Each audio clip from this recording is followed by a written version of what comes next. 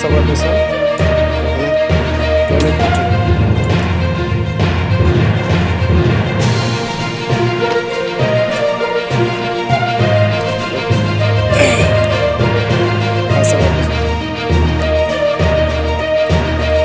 ও দাদা, এটা কি বাথরুম নাকি?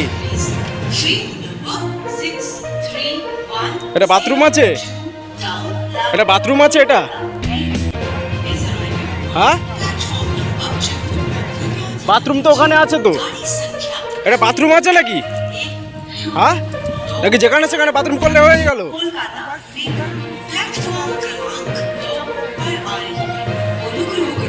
সামনে তো বাথরুম ছিল, আপনি ওখানে বাথরুম করছেন কেন?